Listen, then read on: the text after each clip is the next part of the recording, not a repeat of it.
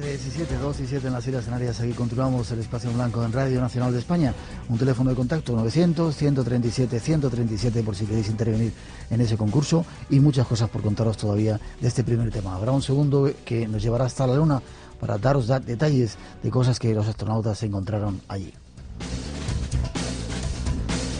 Fran, no tenemos mucho tiempo. Estabas contando el caso de Vallecas.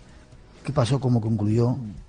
¿Qué datos nuevos hay? Hubo esa intervención policial. Los policías huyeron de allí como alma que lleva el diablo. El inspector José Pedro Negri estuvo durante mucho tiempo dado de baja y los policías que le acompañan también.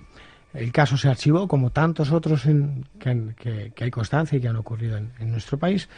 Y la familia, como otros tantos cientos de familias que hay, seguramente escuchándonos, Miguel, acabaron acostumbrándose a vivir con lo imposible, con lo desconocido, con el sobresalto, con el acudir a la cocina y que un vaso salga despedido, con escuchar voces que no se deba a trastornos mentales, con ver cómo se abren y se cierran las puertas o se suben y se bajan las persianas.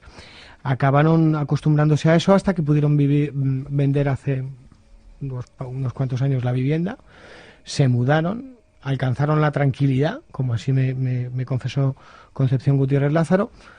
He podido acudir a la antigua Casa Encantada de Luis Marín, a hablar con los actuales propietarios, concretamente con Fernando García.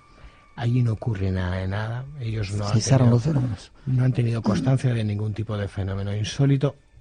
Quizás una curiosidad, ¿no? La última vez que podía entrevistar a Concepción Gutiérrez Lázaro para un programa de televisión, durante la plena entrevista, sin que nadie hablase, acompañado por una buena amiga que es Clara Tauces, hoy redactora jefe de Más Allá, apareció una voz de una niña. ¿Sí? Que decía: no puedo. Sin que nadie lo dijera, estabais ahí y se grabó. Estábamos grabando en plena entrevista y... No puedo. Bueno, el caso está ahí. Hay que seguir. Lo bonito incluso es seguir viendo qué pasa con los casos, aunque hagas artículos, reportajes, sigas viendo qué es lo que pasa, ¿no? Porque hay algo más que la información y que el trabajo periodístico, sino la implicación y la búsqueda personal. Hay otro caso, vamos a tener un poquito más de tiempo, te había dicho que cortábamos enseguida, pero vamos a tener un poquito más de tiempo, desmontamos un poco el programa. Hay otro caso que ocurre aquí en Madrid, también que ha tenido muchas implicaciones, que es el caso del Reina Sofía. Tenemos un testimonio también, que lo vamos a poner dentro de poco, pero ¿qué ocurre o qué ocurría en el Reina Sofía? Bueno, la noticia, la noticia salta el 21 de abril de 1995, cuando Álvaro Gariño, en el diario 16, publica un titular que es demoledor, ¿no? Que son los fantasmas del Reina Sofía. Hoy día no sabe cómo ni por qué él llega al informe que el grupo del padre Pilón, el sacerdote José María Pilón, hace, porque, bueno, desde que en 1985, si mal no recuerdo que se abre el edificio al público, los trabajadores viven situaciones, al igual que en la Diputación de Granada, muy insólitas y curiosamente diferentes fenómenos muy curiosos. Uno, la visión por parte de los guardias jurados de una especie de santa compañía de religiosas, de monjas. Aquello había sido un hospital. Aquello había sido el antiguo Hospital San Carlos, pero originariamente estábamos hablando del primer cementerio que hubo en Madrid. La verdad es que es un lugar marcado por lo tétrico, nos guste o no. Es decir, lugar de dolor, de angustia. Como te decía, había sido el primer cementerio que hubo en Madrid. Allí se hizo el primer hospital general, vamos a llamarlo así, que hubo en Madrid. Se reunificó todos los hospitales que había en aquel. La época dorada fue cuando fue Hospital San Carlos, era centro de sanatorio mental, lugar de prácticas para los estudiantes de medicina. ¿Sabes lo que había en las escaleras? Hasta donde sé sí que había tumbas. Sí, pero ponían redes, ¿sabes? Para que la gente no se tirara desde yo he podido saber por el personal que trabaja allí, guardias jurados, concretamente, que todavía quedan las argollas donde se les ataban, en los sótanos, ¿no? Yo es que lo visité hace mucho, cuando era hospital todavía, ¿sabes? Y se me quedó, era un niño pequeño, se me quedó grabada la imagen de que había redes en ese hueco entre las escaleras, que supuse que era para que la gente no se tirase, y dije, cuando hay redes es porque... Seguramente, porque hay otros hospitales, sobre todo dedicados a aquellos enfermos terminales, en los que mucha gente se suicidaba. Es algo que hoy desconocemos, pero que ocurría, ¿no? Había enfermedades terminales como la tuberculosis que llevaban a la desesperación de los enfermos y que decidían quitarse la vida arrojándose al vacío o cortándose las venas. Yo he podido saber que todavía hay en los subterráneos del Reina Sofía al cual no te dejan acceder para hablar de los fantasmas bajo ningún concepto.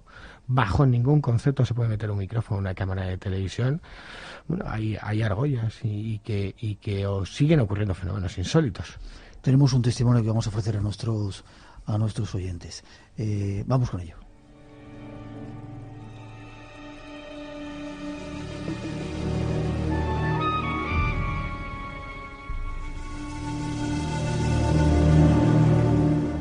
Raquel Arrogante fue una testigo de los fenómenos que ocurrían en ese lugar. Buenas noches, Raquel.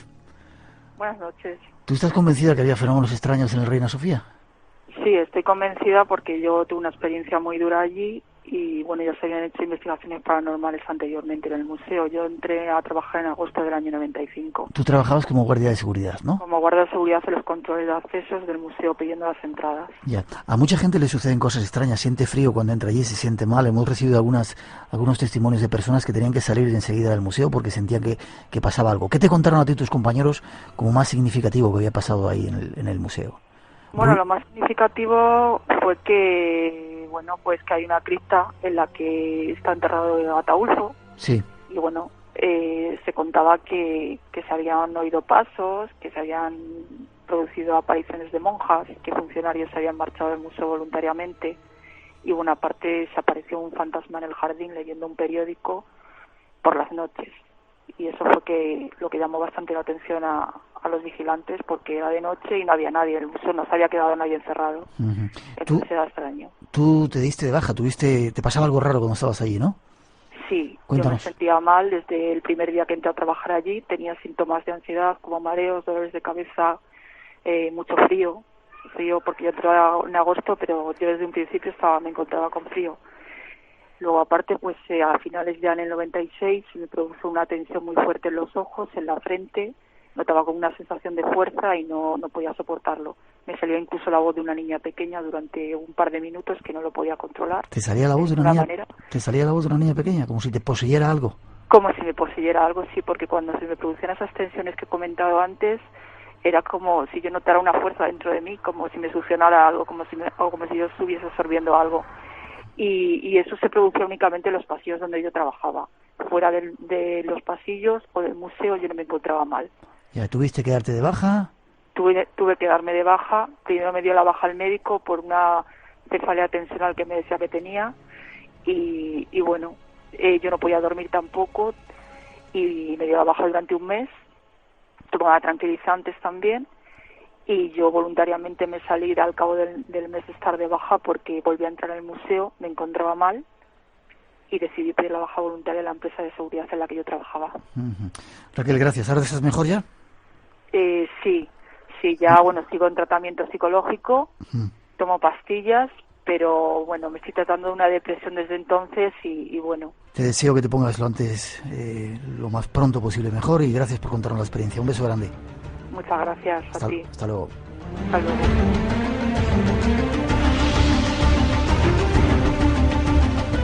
Ahí estaba el testimonio de una persona que trabajó allí.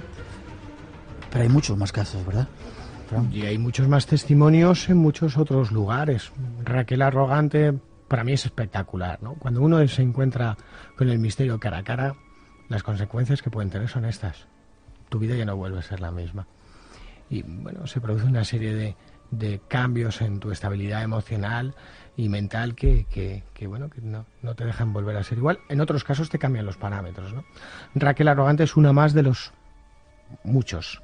Yo he podido hablar con una decena de testigos que afirman que en ese edificio construido por Hermosilla y terminado por Sabatini en el siglo XVIII, que hoy alberga unas maravillosas colecciones de artes, parece que habita algo más, algo invisible. Y yo les invito a los oyentes a que vuelvan al Reina Sofía, ¿no? Y que lo vean con los ojos del misterio, con la historia que les estamos contando. Igual se encuentran a Ataulfo caminando. O quizás recuerden lo que publicaba la Ilustración española, ¿no? Hace muchos años, que decía que los enfermos se asoman por las ventanas del hospital cuando atardece para tomar el aire y descubren sus rostros amarillentos, algunos casi moribundos, rostros empalidecidos por la enfermedad, o quién sabe si por el sufrimiento de pernoctar en un edificio donde suelen ocurrir cosas extrañas, nunca explicables, apariciones y ruidos fantasmales, según se quejan los propios enfermos.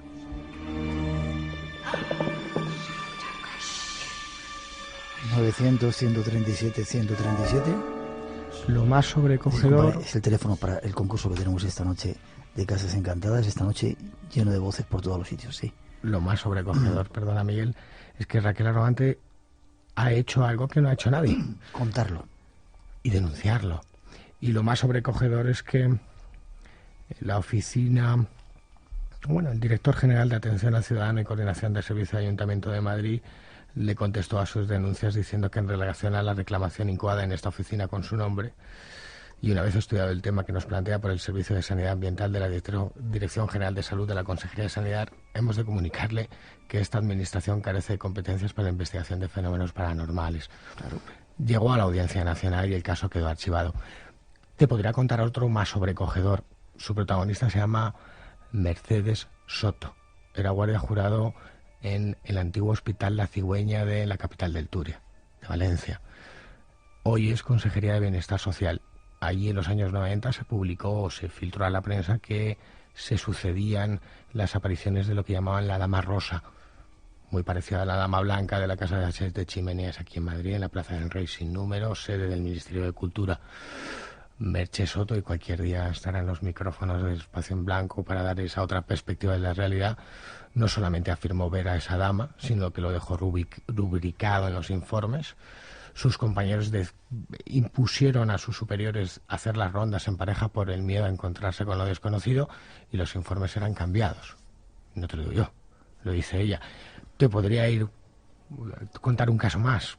Príncipe Vergara número 179, Madrid, Auditorio Nacional de Música.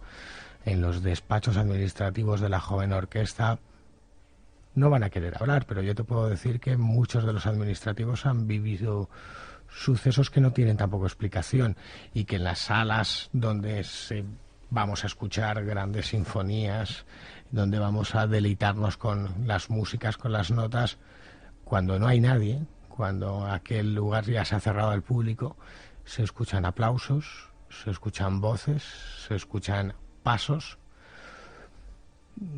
Una situación que, según me filtraron, llegó a producir que una brujita, entre comillas, hiciera una especie de limpieza energética porque no podían afrontar la situación. Habría más casos: la Facultad de Derecho de Córdoba, la Facultad de Bellas Artes de Sevilla, Villafranca de los Barros, Los Santos de Maimona. El número de sucesos es interminable. Elige uno para casi terminar y luego tratar de sacar conclusiones. Quizás donde he pasado más miedo. ¿Dónde? No es una casa, es un pueblo. Y es un pueblo abandonado. Belchite. Que se llama Belchite, a 50 kilómetros de Zaragoza. Un pueblo fantasma, y el monumento a lo que no debe volver a pasar en este país, que es una guerra civil, donde, bueno, un pueblo que se ha convertido en una fosa común, donde hay 5.000 personas enterradas, donde, bueno, curiosamente, durante un reportaje televisivo coincidiendo con la grabación del Laberinto del Fauno de Guillermo del Toro, los guardias jurados pudieron ser testigos de lo imposible, y a mí me tocó vivir lo imposible con uno de esos guardias jurados, con Pedro Fernández. Cuando uno está dentro de una iglesia abandonada, tiroteada, y se encuentra con algo que no tiene explicación, uno se hace muchas preguntas. A día de hoy no sé lo que es. Y si te digo la verdad, no sé lo que es, no sé lo que vimos, ni le quiero buscar más vueltas. Pasó y ya está. Tampoco sé si fueron los fantasmas de nuestra mente, que son contra los primeros contra los que hay que luchar.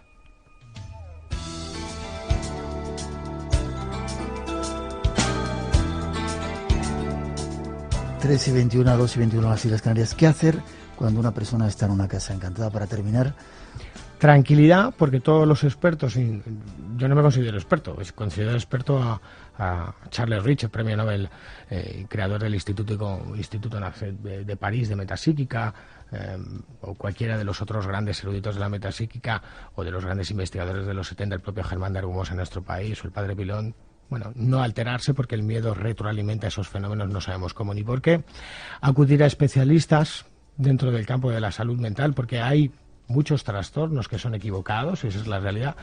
Por supuesto, no acudir a muchos videntes y a muchos brujos, porque no espantarán los fantasmas, sino que vaciarán los bolsillos. Miguel, tú lo sabes bien. Sí que hay gente profesional de verdad, y hay gente que tiene dones, vamos a llamarlo así, que trabajan con seriedad y honestidad, pero no son los que muchas veces se anuncian ni lo vociferan.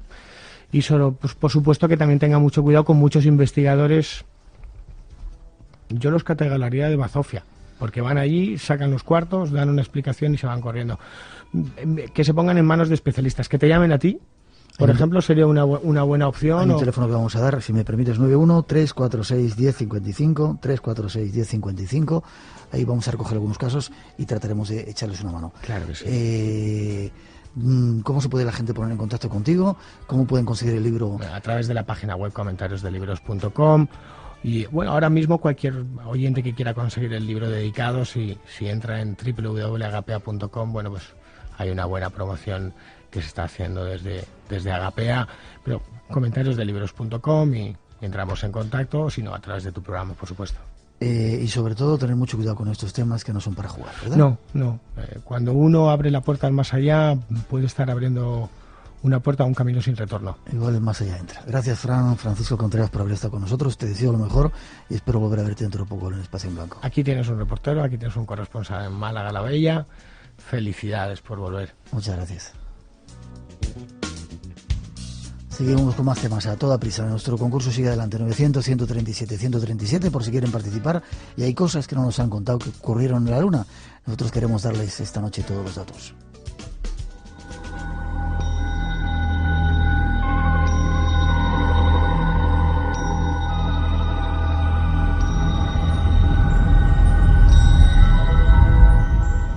¿Oculta la NASA pruebas sobre la existencia de vestigios humanos en la Luna? Los asistentes a la conferencia de prensa que dieron 2 extrabajadores de la NASA se quedaron atónitos cuando Ken Johnston y Richard Hoagland revelaron que dicha institución tiene en su poder fotografías que así lo muestran. Fueron captadas en el alunizaje del Apolo 11 en 1969. Tratando de evitar que se perdieran unas pruebas tan importantes.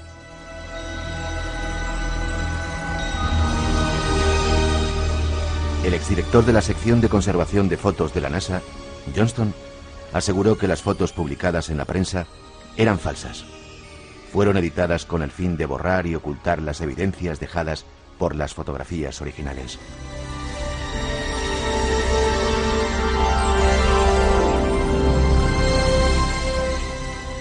Por su parte, el exasesor de la NASA, Richard Hoagland, señaló que los astronautas trajeron también algunos productos artificiales que hoy forman parte de la tecnología de países como Estados Unidos, Rusia, China, India y Japón.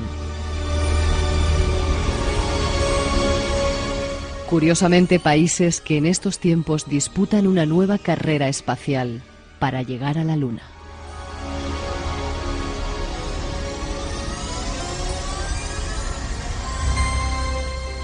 Estos hechos sucedieron después de que el segundo hombre en pisar la Luna, Edwin E. Aldrin, confesara que había visto un ovni cercano al espacio lunar. Mucho se ha hablado sobre supuestas ruinas en nuestro satélite. Un asunto sobre el que se cierne el silencio más absoluto, el secreto más hermético. Sin embargo, poco a poco, algunos datos van aflorando a la luz. Esta noche, nuestra pretensión es mostraros algunos de ellos.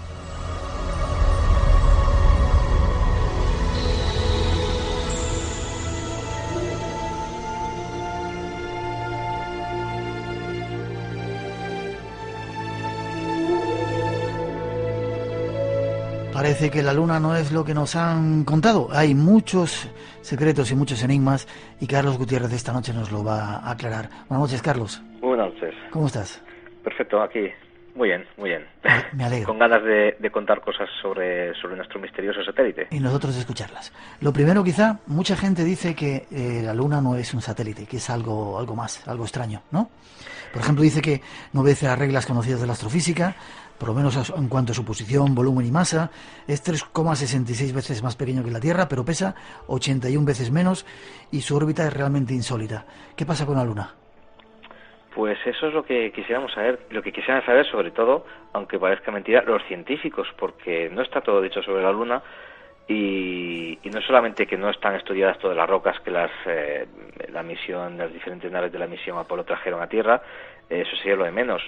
La pregunta más importante es ¿qué es la Luna? Y sobre esta pregunta, que parece tan simple, es sobre lo que ni los mismos científicos más reputados se ponen de acuerdo, porque ninguna de las teorías que se proponen para su origen es aceptada con unanimidad por el medio científico, y por lo tanto ninguna de ellas pasa todos los requisitos que ha de pasar para que una teoría sea aceptada. Es decir, no se sabe si la Luna se desprendió de la Tierra, si vino de fuera, golpeó con la Tierra y se quedó ahí orbitando, o incluso, y esto sería lo más, digamos, sorprendente, y algunos científicos aceptan esta posibilidad, si la Luna sería una gigantesca, una inmensa nave espacial camuflada y recubierta como si fuera un satélite natural y no algo artificial. Según los datos que yo tengo, dicen que en los años 70, 2 científicos soviéticos dijeron que la Luna era un satélite artificial puesto en órbita por seres inteligentes. Pero parece una locura esto, ¿no?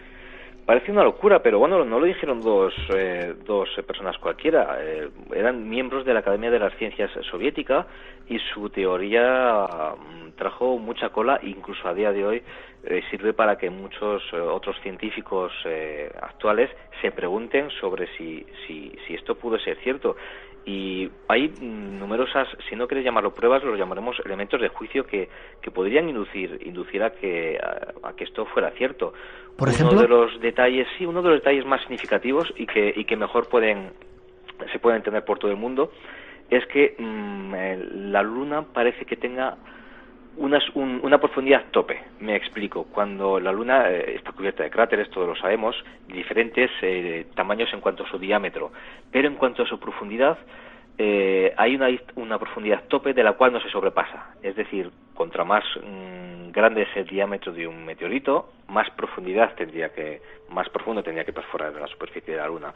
Y esto no es así. Llega un momento en el que el cráter no se hace más profundo. Y esto es lo que a muchos científicos les ha hecho pensar que quizás hay algo metálico que impide que algo profundice más en la Luna, y ese algo podría ser metálico en base a otros elementos de juicio, como pruebas que se han hecho con sismógrafos en la Luna, y que los resultados daban a entender que parecía que aquello sonara como si tuviera un interior metálico.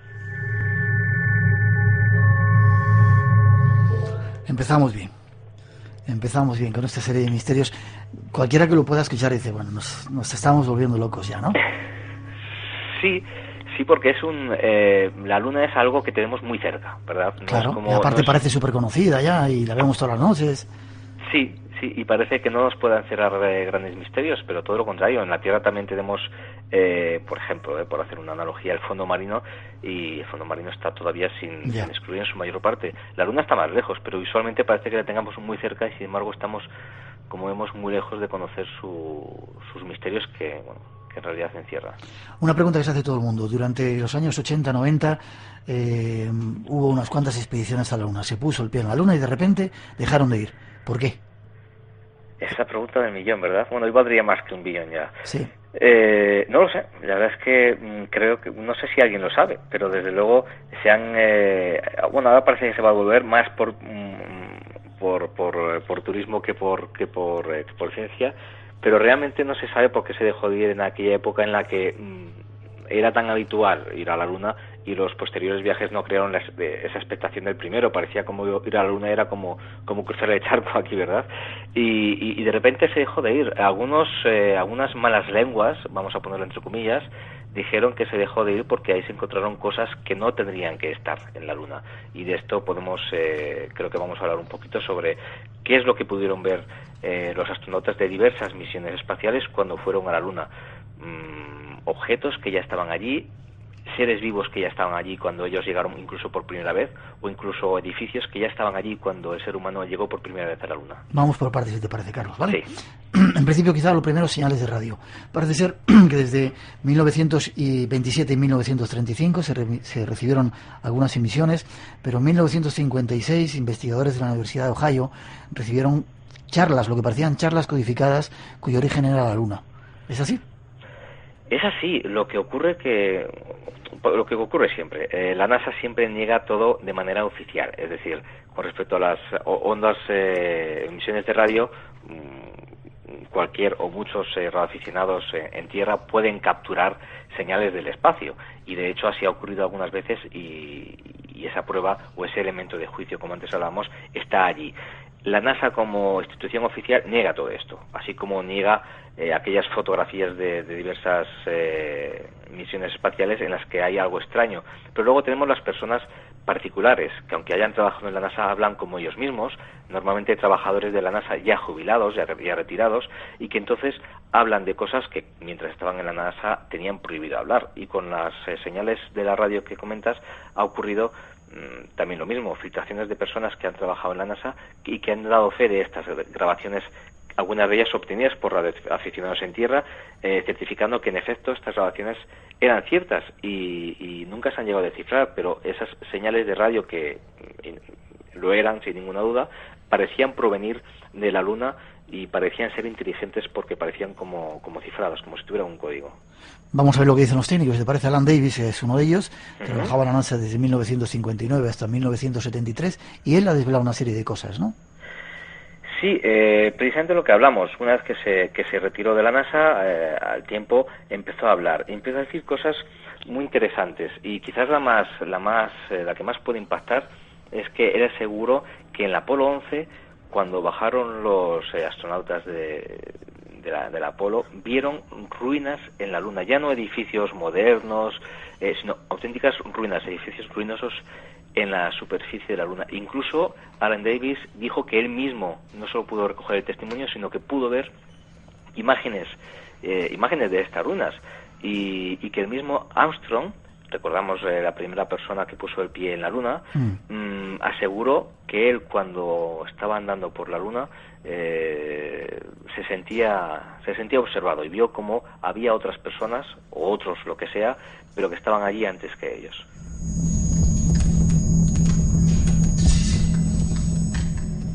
Ese puede ser el pedacito de fragmento que quitaron, que decían que se había censurado cuando se estaba retransmitiendo al mundo ese hecho. Podría ser. Como repetimos, la NASA niega que se haya cortado nada, incluso ha llegado a negar el falso directo que todos sabemos que hubo, de unos segundos y que les daba juego para poder cortar lo que sea, pero podría ser uno de los momentos clave de la famosa grabación en los que y no fue el único momento, en teoría, en el que se vio algo extraño. El problema es que esto no lo digo yo, esto lo dice Alan Davis, y lógicamente nos tenemos que hacer eco de declaraciones de terceras personas, es decir, todo lo referente a la Luna, nosotros no podemos investigar. Podemos tener un telescopio, podemos observar incluso TLPs, un día podemos hablar de ellos, fenómenos extraños luminosos que hay en la Luna, pero cuando hablamos de superficies de ruinas y de estructuras en la Luna, pese a que sí se han visto mediante telescopios terrestres, es un tema muy complejo. Siempre nos tenemos que creer el testimonio de otras personas, porque cuando se han vuelto a querer comprobar esto, no ha sido posible. Y con los testimonios como el de Alan Davis, ex trabajador de la NASA, esto sí que no hay ninguna duda que lo fue, solo tenemos ese testimonio suyo que asegura que ha visto fotos y que ha hablado con Armstrong, pero luego Armstrong lo ha negado. Es decir, es un tema muy controvertido, pero lo que no podemos negar es no escuchar todos estos testimonios, porque si separados nos pudieran parecer demasiado fantasiosos, tenemos un buen puñado de ellos y a veces no son en absoluto contradictorios, sino que hablan siempre en la misma dirección, en una ocultación de la NASA en cuanto a que en la Luna se mueve algo que, al parecer, si todo esto es cierto, no sería humano.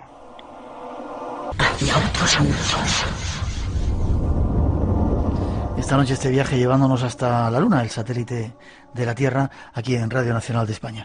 Carlos, decíamos que hay una serie de aparentes datos. Vamos a ver si lo recogemos, aunque no haya certeza absoluta, porque no podemos ir allí y no podemos verlo. ¿Quién fue el primero en decir? Carl Sagan, creo, en 1962, era consejero de la Fuerza Aérea estadounidense, y antes de convertirse en un reputado astrónomo dijo: la humanidad debe aventurarse a la idea de que seres inteligentes del espacio exterior nos han visitado y que poseen o han tenido bases ocultas en la Luna.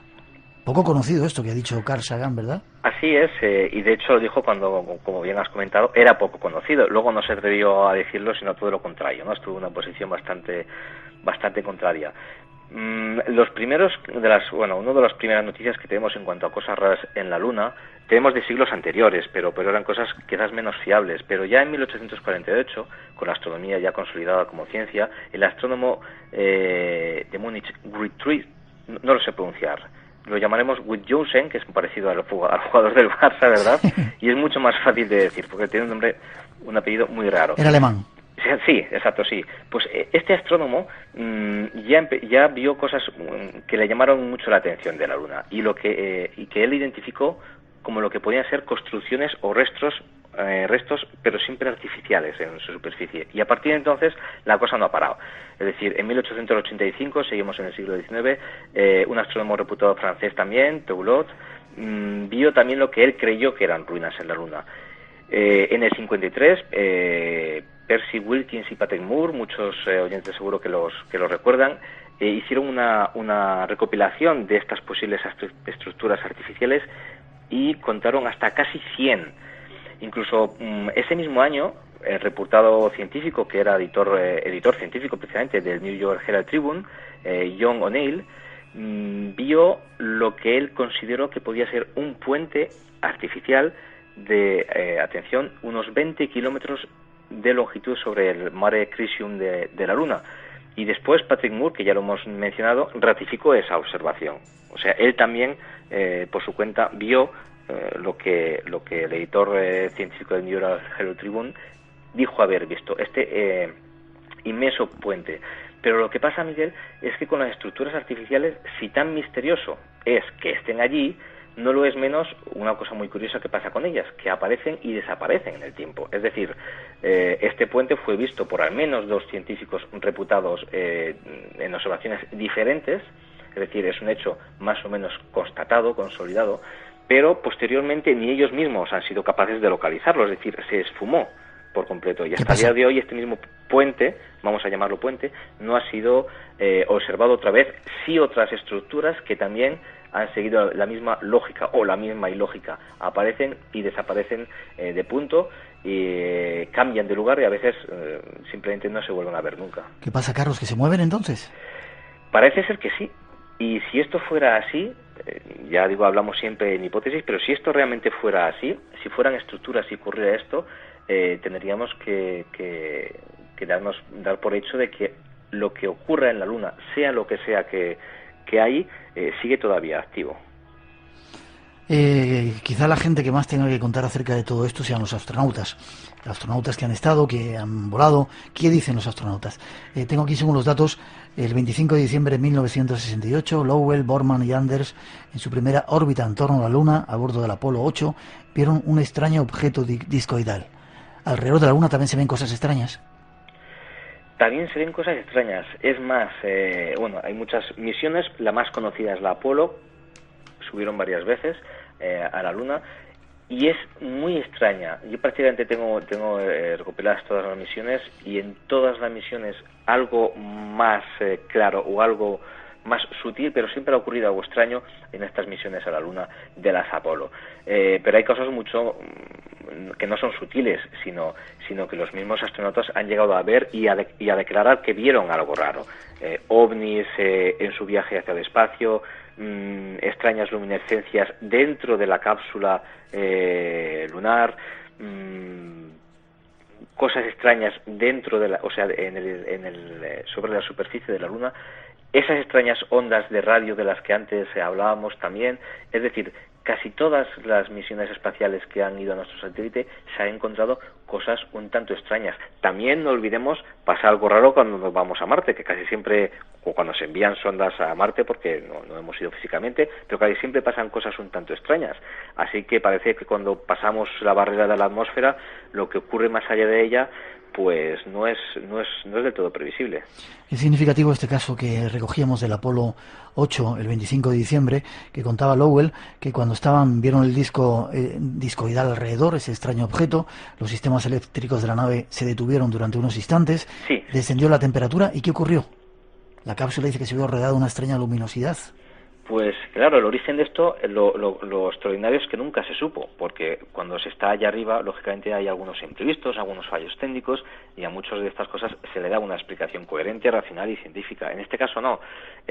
Aparecieron esos extraños sonidos de radio que tanto han acompañado a los astronautas en sus viajes espaciales, y lo que hablábamos antes, algunos radioaficionados en Tierra pudieron captar, o dijeron que pudieron captar, lo que serían las conversaciones de uno de los astronautas, Lovell, como bien has dicho, con la base de control. Y en estas, el astronauta les confirmaba a control que estaba observando ruinas en la Luna. Así que tenemos un testimonio más de estas posibles o supuestas estructuras artificiales en esta Luna, que hoy en día aún la ciencia se está debatiendo si es también o no artificial. Los datos que estamos recopilando esta noche hablan de estructuras de hasta 200 metros de altas, una especie de pista de aterrizaje de 300 metros de ancho, es decir, estructuras absolutamente gigantescas, ¿no?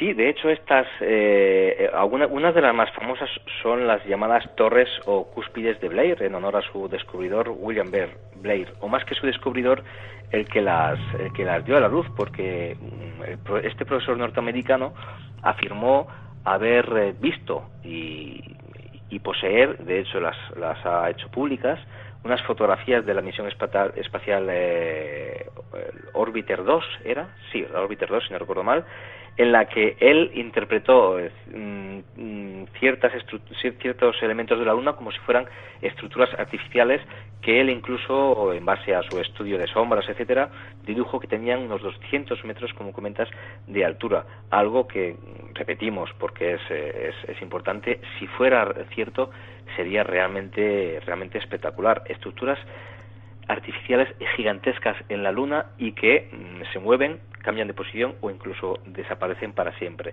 Y estas torres o cúspides de Blair pues son uno de los hechos más conocidos, porque hay unas fotos. Lo que ocurre que la NASA siempre ha rechazado estas fotos que William Blair ha mostrado al mundo. La NASA siempre ha negado que fueran suyas. No es ni una ni dos. En 1974 se habían descubierto sobre la superficie lunar cerca de 200 estructuras, es decir, cantidad de ellas, ¿eh? Hay bastantes. Lo que ocurre que ahora no podemos coger en nuestro telescopio potente y poderlas ver porque cambian de posición. Pero sí, en casos esporádicos hay bastantes, más de 200. Y muchas veces las formas se repiten, es decir, aunque se habla de muchas cosas, hay varios elementos que se repiten. Por ejemplo, grandes puentes, o lo que son grandes líneas rectas que algunos han considerado puentes y otros incluso pistas de aterrizaje, ¿verdad? Nos recuerda esto un poco a la época de Von Däniken con las líneas de Nazca. Otra de las estructuras que se han reportado en la superficie de la Luna han sido lo que se han llegado a llamar grandes cúpulas u hongos, pero algunas de ellas gigantescas. Es decir, y estas quizás son las dos formas geométricas que más se repiten, los testimonios que dicen reportar estructuras en la Luna, sobre todo la de puentes o líneas rectas, y estas grandes cúpulas u hongos que no saben exactamente qué puede ser, pero que de hecho algo son porque los han visto numerosos científicos. Aunque también el Apolo 16 fotografió algo parecido a pirámides, que es una estructura que parece que se repite no solamente en la Luna, sino parece en Marte, aparte de la Tierra, ¿no? Sí, habría que saber si estas pirámides también son artificiales o naturales y cuando son fotografiadas si se trata de un juego de luces y sombras, como a veces hemos visto que en efecto ha ocurrido. Es decir, no siempre lo que se fotografía una sola vez es lo que realmente nos parece ver, porque cuando las luces cambian y las sombras se mueven, aquello cambia un poco de forma. Pero en algunas observaciones en vivo, es decir, cuando algunos astrónomos con su telescopio han estado observando directamente el cielo de manera independiente, además, en varios puntos del planeta, han podido ver estas estructuras también piramidales, lo cual descartaría estos extraños juegos de sombras que a veces una imagen fija, una fotografía hecha con un telescopio nos puede ofrecer. Estamos hablando de testimonios en vivo, no solamente con las pirámides, sino con otro tipo de estructuras, o de lo que, repetimos, lo que los observadores llaman estructuras, porque tienen forma de ello, pero tampoco se puede asegurar 100% que lo sean.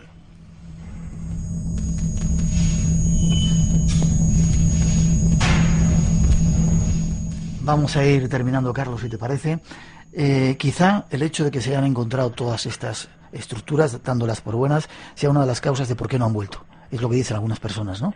Sí, sin duda algo debió pasar, mucho más allá del recorte presupuestario, porque los casos se repiten y quizás en su día no se viera tanto, pero con el paso de los años y ya comentamos que con el paso de que la gente que entonces trabajaba en la NASA y medios muy próximos a la Agencia Espacial Norteamericana se han ido retirando, han empezado a contar y a mostrar imágenes que ellos mismos habían rescatado de estas misiones espaciales, y con el paso del tiempo hemos visto que lo que entonces parecía que no ocurría nada, ocurrían muchas cosas, y esas muchas cosas sobre todo son cosas extrañas que la NASA no ha podido ni ha sabido explicar. No es que no haya querido, sino yo creo que no tiene ninguna explicación para todos estos fenómenos que se les han desbordado. Es decir, sus astronautas han empezado a hablar que han visto cosas raras, sus trabajadores han empezado a sacar fotografías de la NASA y mostrarlas al público, fotografías en las que se veían cosas extrañas, y esto a la NASA se le ha escapado de las manos y hoy en día niega todo. Quizás en su día ya era consciente de que esto podía pasar y decidió no subir más a la Luna.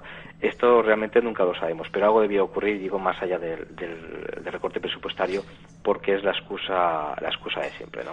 Y evidentemente no sabemos de quién podían ser esas ruinas, ¿no? Y si estuvieran en la Luna, supongo que pegarse un salto a la Tierra que está al lado sería la cuestión más lógica, ¿no? Claro, no sabemos de quién son. Si estas estructuras fueran reales, y si cuando llegó Armstrong, el primer hombre oficial que subió a la Luna, ya había alguien allí, si esto es cierto, lo que sí está claro es que independientemente de qué es lo que fuera lo que había en la Luna, es decir, si eran hombres, si eran seres de otro planeta, sean lo que sea, nos encontraríamos ante uno de los sucesos sin duda más relevantes de la historia del ser humano.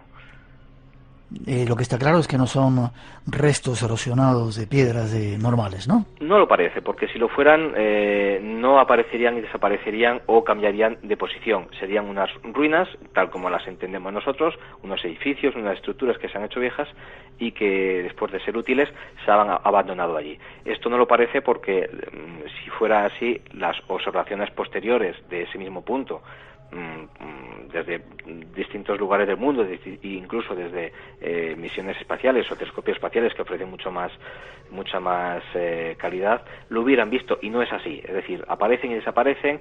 Por lo tanto, cuando hablamos de ruinas, es una palabra que se hizo muy famosa en su día por unas declaraciones de Juan José Benítez, sobre todo, y otras personas, pero realmente no serían ruinas como las entendemos. Serían estructuras artificiales, no sé si llamar inteligentes, pero evidentemente que cambian de lugar.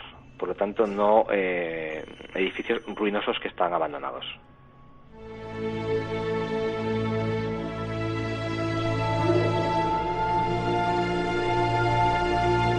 Y no estamos locos, Carlos, ¿no? Son apreciaciones, son hechos que están ahí, aunque no tengamos todas las claves. ¿Para cuándo crees que puede haber una respuesta? Pues yo creo que estamos lejos. Es decir, no sé si incluso llegaremos a saber algo. Es un poco, parece que mina la moral de cualquiera, ¿no? Pero yo prefiero ser realista en estos temas y mira, si encontramos algo, pues bienvenido sea, ¿no? No dejamos en el intento, ¿no? Es decir, seguimos en ello, pero creo que no está en nuestras manos. Es decir, en este tipo de fenómenos en los que parece que lo que hay detrás parece ser que no es humano, por lo tanto, si no lo es, no depende de nosotros llegar a saber algo o no.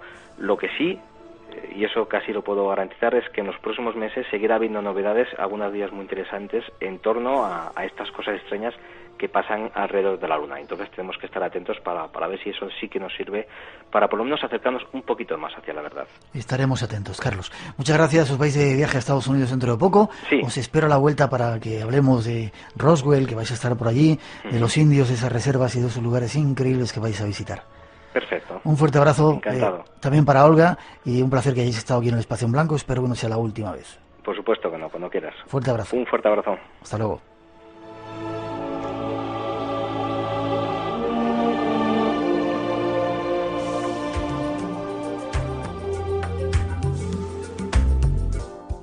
Nuestro tiempo se va terminando en esta segunda cita del Espacio en Blanco, pero antes la solución a ese sorteo que teníamos. Paz Llamas, buenas noches. Buenas noches. Mucha gente llamándonos, ¿eh? Pues muchísima gente. Dejamos los teléfonos para pasar aquí a estar contigo y dar el nombre de los ganadores. Vamos con ellos. Atentos entre toda la gente que nos han llamado y mandó emails a nuestra dirección. Estos son los 5 ganadores. Eso, entre las llamadas y los emails. Muy bien. Ángel Moreno, de Sevilla. Ricardo Heredia, de Granada. Leonardo Jiménez, de Badajoz. Marina Herranz, de Barcelona. Y José Ramón Concepción, de la isla de La Palma. A todos ellos, enhorabuena, muchísimas gracias por participar, y a los que no han salido ganadores, no se preocupen, porque el Espacio en Blanco va a dar siempre la oportunidad de que cada uno de ustedes se puedan llevar un libro a su casa. Ha habido también un montón de gente que nos llama contándonos casos. Vamos a abrir ese teléfono que tenemos, ese contestador, para que dejen grabado el caso que estén viviendo y trataremos de ayudarles y de investigarlo. Pues sí, vamos a recordar el número de teléfono del contestador: 91 346 1055, 91 346 1055. Rosa, al igual que yo, hemos tratado todos los temas con mucha seriedad, hemos tomado datos, pero es verdad que si quieren llamar y contárnoslo en directo, pues aquí, o en directo no, grabarlo en el contestador, lo vamos a tener en cuenta. Muchísimas gracias a todos vosotros, porque han sido muchísimos los casos, Miguel, no dábamos abasto. Dos informaciones que tenemos también que recomendamos a nuestros oyentes antes de irnos. Por ejemplo, miembros del equipo del Espacio en Blanco han ido ya a ver una exposición que se está celebrando aquí en Madrid. Se ha inaugurado a principios de este mes. Se llama Príncipes Etruscos, entre Oriente y Occidente. Esta exposición está en CaixaForum, en Madrid, en el Paseo del Prado 36. Si tienen tiempo, no se la pierdan. Ya saben ustedes que el pueblo etrusco es uno de los más conocidos que ocuparon Italia en la antigüedad.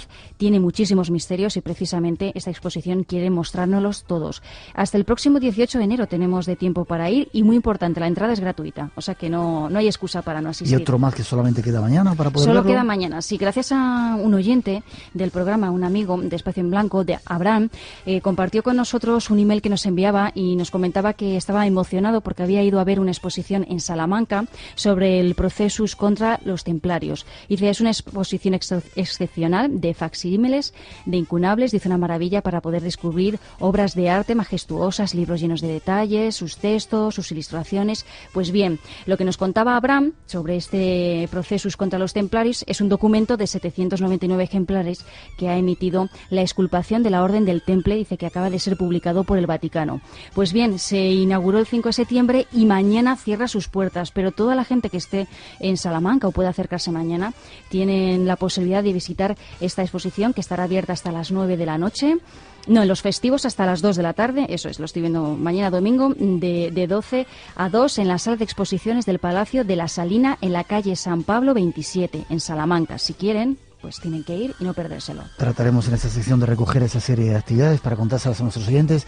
Gracias, Paz, no tenemos más tiempo para nada más ahora. Seguiremos recogiendo los emails de nuestros oyentes y trataremos primero contestarlos todos y de vez en cuando contarlo. Que lo hacemos, aquí. Gracias. Muchísimas gracias.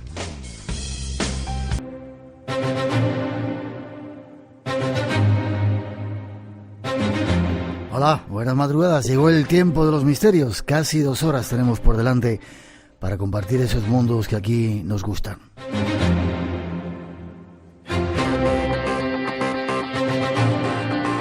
Algo que hacemos en directo cuando son las 2 y 7, 1 y 7 en las Islas Canarias, desde el estudio 101 de la Casa de la Radio, con los saludos de todo el equipo. Encantados de estar aquí, que esta noche se encarga de realizar el programa.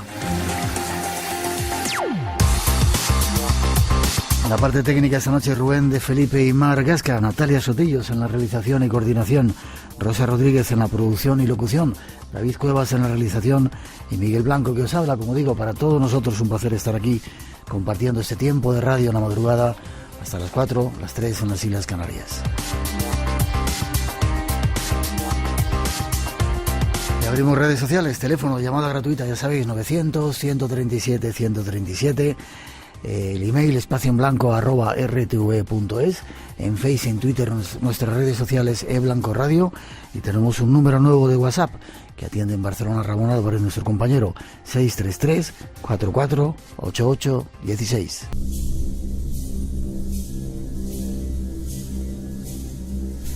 ¿De dónde te viene el interés por esto de las cuevas? ¿Y desde cuándo? Pues una pregunta que me han hecho muchas veces, y una pregunta Lamento no ser original, que yo respondo siempre diciendo que ahora mismo donde estamos es precisamente en una cueva. La cueva es precisamente lo que nos ha hecho sobrevivir como especie. Parece que cuando hablamos de cuevas es cierto que pensamos que quizá sea algo de nuestros ancestros, algo primitivo y algo que ya hemos olvidado y que hemos dejado atrás. Sin embargo, fíjate, estamos ahora mismo aquí en una cueva, estamos encerrados en nuestra carcasa que nos permite estar al abrigo del mundo exterior, de la lluvia que pueda haber, como ha habido hoy en Madrid, los peligros que podían acecharnos fuera, y en esta carcasa, en esta burbuja, ya que somos una especie bastante débil, que no somos demasiado rápidos, no somos demasiado fuertes, pues solo a través de esta cueva en la cual hoy estamos, pero que antiguamente buscábamos en las montañas, pues nos ha permitido sobrevivir. Saludar a nuestro primer invitado, llegado desde un lugar de cuevas, desde Cantabria, Juan Gómez. Buenas noches, Juan. Hola, ¿qué tal? Buenas noches, Miguel, un placer. ¿Escuchabas el Espacio en Blanco hace mucho tiempo? Mucho tiempo. Recuerdo yo esas noches de radio, viernes, sábado, Radio Nacional de España, escuchar precisamente esa entradilla, ¿no?, que acabamos de escuchar ahora mismo. Es absolutamente maravilloso y me recuerda a yo estar cerradito ahí con las sábanas, escuchando esas historias maravillosas, donde otros contaban sus aventuras y ahora... Hoy te toca a ti. Hoy me toca a mí contar las mías. ¿Naciste en Alemania? Nací en Alemania, eso es. Pero eres cántabro. Soy cántabro. Mi madre es de Córdoba, mi padre es de Cantabria. Yo nací en Alemania por circunstancias, azares no míos, sino de mis padres, evidentemente. Y nací allí. Estuve allí unos cuantos años y luego ya nos venimos para Cantabria. Periodista, colaborador de diferentes medios, y haces un programa que se llama Nueva Dimensión. Eso es, un programa en podcast que hablamos de todos estos temas, todos estos asuntos que tanto nos gustan, lo que represente cualquier pregunta, cualquier misterio para el ser humano, ahí está en Nueva Dimensión, y intentamos, no sé si dar respuestas, pero desde luego divertirnos, disfrutar con todo este mundo que es absolutamente apasionante, tú lo sabes, Miguel, y a través de ahí divulgarlo de la mejor manera posible como periodistas y como divulgadores al mismo tiempo, intentar mantener esa unión con el misterio. Y es curioso, Juan, cada día hay más gente que se interesa, aunque no lo digan, por estos temas, ¿verdad? Que está ahí detrás de los programas, que escucha podcast, que le pasan cosas incluso. Claro que sí, y además creo que es una especie de liberación. Cuando han aparecido de repente el mundo de Internet y los podcasts, mucha gente ha descubierto, lo primero, que tiene un amplio abanico, evidentemente, para poder escuchar, y además de manera constante. Tú lo sabes, hay gente que escucha un programa y luego escucha otro y otro y otro y otro, y luego tiene la oportunidad de contactar con personas que de otra forma no podría haberlo hecho, ¿no? Y si además esos oyentes tienen experiencias increíbles, pues tienen la oportunidad de poder transmitirlas a un amplio y mayor abanico que lo que se tenía antes. Sí, señor. Dice nuestro invitado, nos vamos a la búsqueda de cuevas. Escritor también de un libro, se me olvidaba, que se llama La cueva y sus misterios, que ha recibido el primer premio de la tercera edición de Enigmas de nuestros compañeros. Enhorabuena por ello. Gracias. Y nos va a servir para introducirnos en ese extraño mundo. 900-137-137, nuestro teléfono, por si queréis intervenir o contarnos alguna experiencia si habéis tenido en cuevas. Ya veréis qué viaje tan curioso. Nos vamos.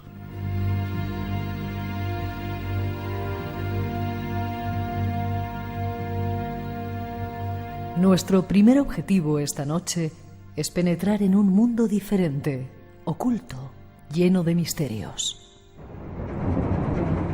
En las profundidades de la Tierra, donde no hay días ni noches, y solo el sonido del aire y las gotas de agua interrumpen el silencio, vivieron hace miles de años nuestros ancestros. Para el Homo sapiens, las cavernas eran algo más que un refugio, algo vivo, con alma, un espacio que les hablaba, al que tocaban y sentían.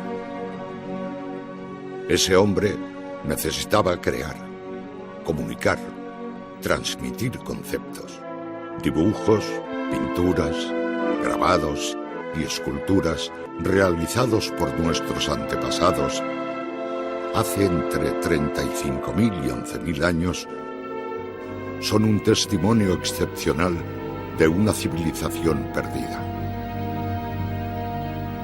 Vayamos a la búsqueda de esa civilización perdida, de sus misterios, de sus secretos. Nuestro invitado nos guía. Queríamos un poco enmarcar esa importancia que tenían las cuevas en la antigüedad, aunque ya se ha avanzado que ahora estamos en una cueva, evidentemente algo que nos protege, pero antiguamente era mucho más necesario, digamos, ¿no? Sí, los seres humanos que vivían Neandertal y todos ellos claro que sí, un lugar donde cobijarse. Necesitaban porque tenían evidentemente las mismas carencias que tenemos a día de hoy. Quizá también tenían otro tipo de ventajas que hemos perdido, o no sé si perdido, pero quizá olvidado, ¿no?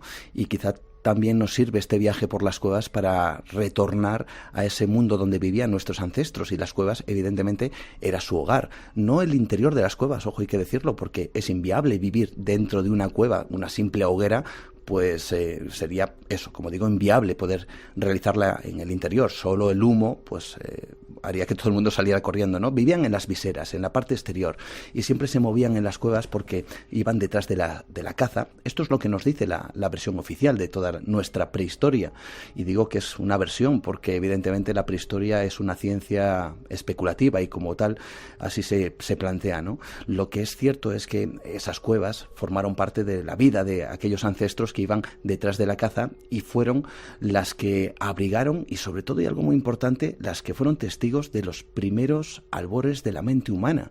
Fíjate, podemos hablar, evidentemente es innegable hablar de las pinturas rupestres. Es la primera, como diría el ya desaparecido José de las Heras, que fue el director del Museo Prehistórico de Altamira, decía que las pinturas rupestres eran el residuo fósil del pensamiento de nuestros ancestros, y eso lo dejaron precisamente en las cuevas, no lo hicieron fuera. Por lo tanto, quizá las cuevas tenían que tener una conexión directa con la mente de esos hombres, que no solo les servía para refugiarse, sino quizá para algo más, para plasmar, y así lo hicieron, sus pensamientos, sus anhelos, sus deseos, pero ojo, Miguel, también sus miedos. Y además eran para ellos, o tenían un concepto más sagrado de lo que nosotros podemos tener ahora, ¿no? La cueva era como entrar dentro de la madre, claro, entrar sí. También, como comunicarte con ese otro submundo. Mira, desconocido. Yo he estado en cuevas, en muchas cuevas, precisamente para documentar este trabajo, y he tenido la oportunidad de estar en una cueva muy importante, en la cornisa cantábrica, absolutamente solo, y delante de un panel rupestre. Wow. Imagínate la sensación, ¿no? Bueno, lo primero que a uno le ocurre cuando está dentro de la cueva es que el tiempo se detiene por una razón muy básica, y es que no ves el sol, y al no ver el sol no sabes exactamente qué es lo que está ocurriendo fuera, ni el concepto del tiempo desaparece.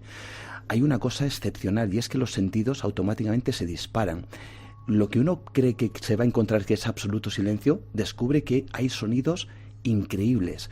Cada goteo, cada rendija donde haya un poquito de aire, o donde haya un poquito de agua que resbale, se oye de manera prominente, y entonces descubres todo un mundo. Pero llegas a escuchar, fíjate bien, en ese silencio aparente, puedes llegar a escuchar hasta tu propio latido de corazón, lo cual te hace conectar ya no solo con la cueva, sino contigo mismo. De alguna manera, la cueva y ese entorno te hace reconectar contigo, y luego cuando uno sale, da la sensación de que, desde luego, uno sale de manera diferente, renace, dirían otros, ¿no? Yo tuve la oportunidad... Como si salieras del útero materno, así el útero de la tierra, y salieras a la vida. De hecho, de hay nuevo. cuevas que se les llama las cuevas útero, así, porque incluso hasta tienen, parece que una forma de vagina en su exterior, ¿no? Bueno, cuando yo recuerdo haber estado en esa situación, y cuando salí, mis compañeros que estaban esperando fuera, les vi cara de preocupación, porque en realidad yo pensaba que había estado cerca de media hora, y ellos me sorprendieron cuando me dijeron que había estado aproximadamente 1:15 horas dentro de esa cueva. Por lo tanto, uno llega a pensar, ¿qué es lo que ha ocurrido ahí dentro, no? ¿He traspasado otro mundo? Bueno, pues quizá nuestros ancestros sí lo hacían, y lo hacían a través de esas pinturas.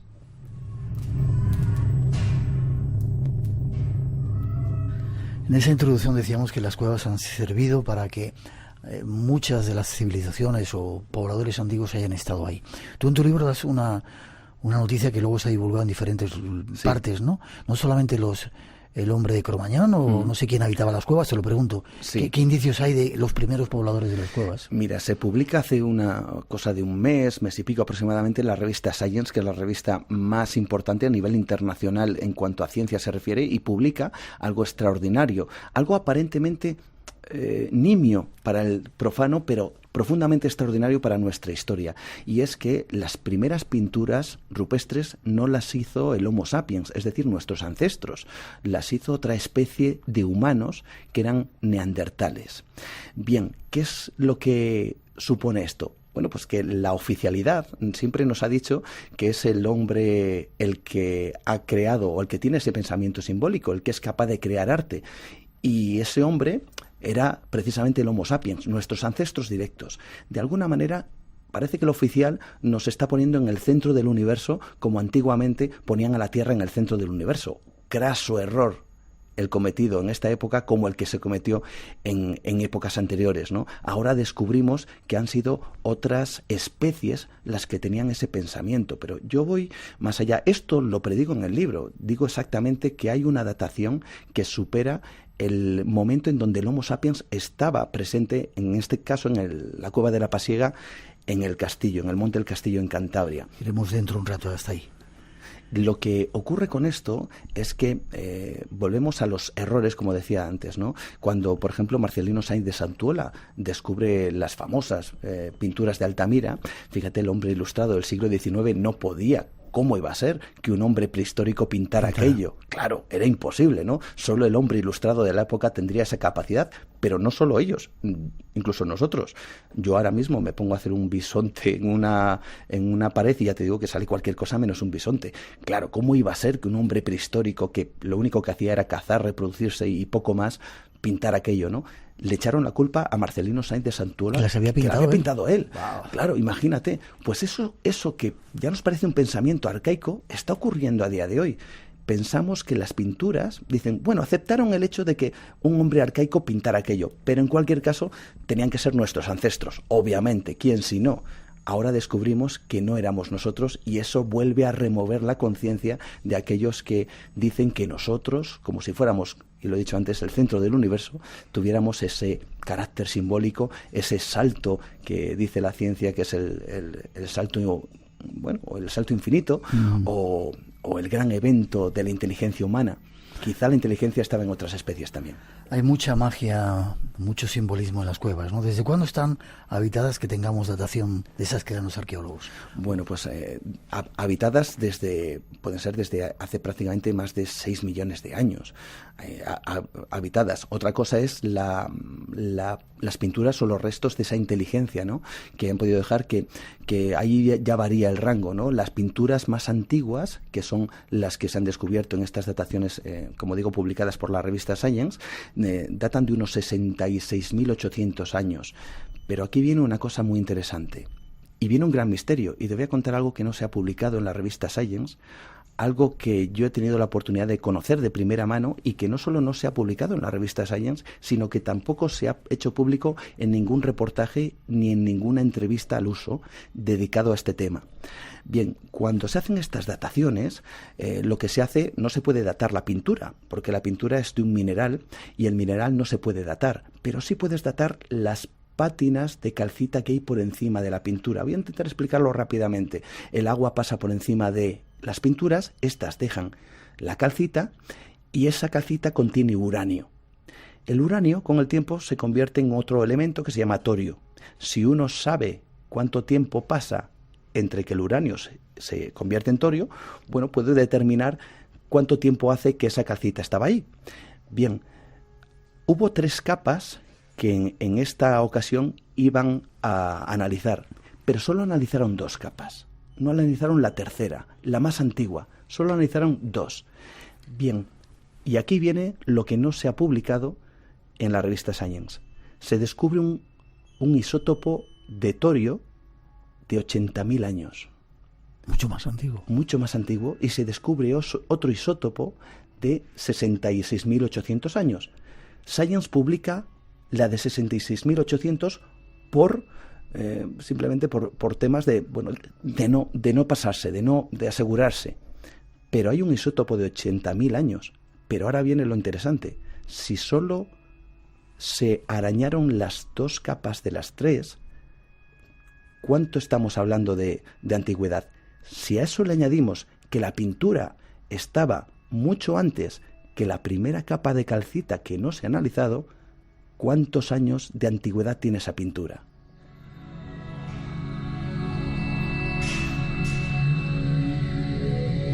Qué curioso. ¿Cuánto tenemos todavía que aprender?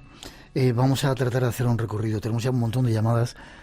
Mira, preguntan si salen mujeres en las pinturas prehistóricas. ¿Hay mujeres? Sí, hay mujeres en las pinturas prehistóricas. De hecho, hay, por ejemplo, fíjate, una de las pinturas más interesantes y que seguramente conoces, las pinturas que están en Tassili d'Angers, en las famosas pinturas de Tassili. Ahí encontramos mujeres, además con aspecto claramente negroide. Y sí, encontramos mujeres, encontramos incluso partos, encontramos escenas. No se remontan a los 40.000 o a los 60.000 años, evidentemente, pero sí son pinturas rupestres y sí las encontramos. Sí. Vale, un paisano tuyo dice que es paisano tuyo, que si hablas de las cuevas prehistóricas de Cantabria, que se espere un segundito que enseguida vamos. Existen cuevas malditas y cuevas beneficiosas. ¿Sabían los antiguos determinar unas y otras? Cuevas malditas y cuevas milagrosas o beneficiosas. La verdad es que en ese aspecto podríamos estar hablando de qué es lo que había dentro de las cuevas, qué es lo que podrían ver o qué es lo que podrían sentir o intuir, ¿no? Ya que hablamos de pinturas rupestres, te diré que, por ejemplo, hay infinidad de manos que están dibujadas en puntos concretos de las cuevas. Y uno se pregunta por qué en ese punto y no en otro. Y sobre todo algo, ¿por qué está repartida esta técnica o esta actividad en diferentes partes del mundo cuando supuestamente no deberían de haber tenido contacto y ningún trasvase cultural, ¿no? Fíjate, en Argentina está la Cueva de las Manos. En ese abrigo de roca hay más de 800 manos, pero solo en un punto en concreto. La pregunta es, ¿qué verían en ese lugar para poner todas sus manos ahí? Fíjate, yo he hecho un ejemplo, porque yo además en el libro pongo una fotografía. A mí me han impregnado la mano con el ocre y me lo han hecho además con la técnica que supuestamente se utilizaba en la época de soplado de ese elemento, ¿no? Y la verdad es que yo, que soy una persona en este mundo globalizado, tecnificado, donde ya todo no nos tiene que sorprender prácticamente, a mí me sorprendió lo que vi en ese momento. Y es que cuando te impregnan la mano, el color que coge la roca y tu mano es el mismo, de manera que a nivel visual parece que te fundes directamente con la roca. Es decir, estás viendo que tu mano parece que está atravesando ese punto en concreto de la pared. Si a mí eso me impresionó de manera profunda, yo no me imagino cómo les impresionaría a aquellos que hace 40.000 años hicieron lo mismo. Quizá realmente veían que en ese punto en concreto se podía llegar a otro mundo y a través de esa técnica quizá pudieran alcanzarle. Qué curioso. Luego seguramente te volveré a preguntar sobre lugares malditos o cuevas malditas. Si tenían un sentido que nosotros hemos perdido, esos antiguos pobladores, para saber y determinar y percibir diferentes lugares y contextos. Seguramente que sí, seguramente que sí. Fíjate, yo hace bien poquito he estado visitando unas cuevas en Asturias y recuerdo el testimonio de un señor que decía: yo de joven seguía el rastro de los zorros por el olfato, decía, ¿no? Y estamos hablando de una persona de nuestro tiempo, así que si nos trasladamos hace 8.000, 10.000 o 20.000 años, pues ¿de qué no serían capaces de ver, de sentir en un lugar en concreto que les daba y les proporcionaba la vida, como eran las cuevas? Claro que sí. Esto además enlaza directamente por qué en unas cuevas determinadas sí hay, por ejemplo, estas pinturas, y por qué en otras, aparentemente incluso más fáciles, no las hay. Por qué en determinados recovecos de las rocas o en el interior, a más de 300, 400, 500 metros, en la más absoluta oscuridad, hay dibujado algo en un lugar que es prácticamente imposible de ver, y por qué en otros lugares de esa misma cueva, en donde supuestamente sería sencillo dibujar algo, no hay nada. ¿Qué es lo que veían ahí? Quizá había conexiones directas. No lo sabemos. El caso es que la cueva parece también representar el mundo interior de estos hombres y también parte de ese mundo exterior, lo que veían, ¿no? Hay una cosa que está clara, y es lo que dicen todos los expertos, porque está claro que las pinturas rupestres representan un gran enigma. Nadie sabe realmente el significado, qué es lo que nos querían decir, pero todos, absolutamente todos, dicen lo siguiente: que fuera lo que fuera, pintaban lo que veían. La pregunta que nos viene a la cabeza es que hay ciertas cosas que no entendemos, y si pintaban lo que veían, con perdón, ¿qué narices veían para pintar ciertas cosas? 2:30, 1:30 en las Islas Canarias. Seguimos adelante en este viaje por las cuevas esta noche. 900-137-137 nuestro teléfono. Hay más que queremos contaros. Lo primero que se veía al entrar en casa... Esta semana hablamos de Primero pide perdón, de la escritora norteamericana Sarah Dassen. Jardines en el bolsillo. Recordamos Don Álvaro o La fuerza del Sino, del Duque de Rivas. Con Pilar Martín. La verdad es que... Y finalizamos con El Gran Gatsby, de Scott Fitzgerald. Te voy a contar algo respecto Los lunes, a las 5 de la madrugada, es hora de Radio Nacional de España. Espacio en Blanco. En Radio Nacional. Con Miguel Blanco.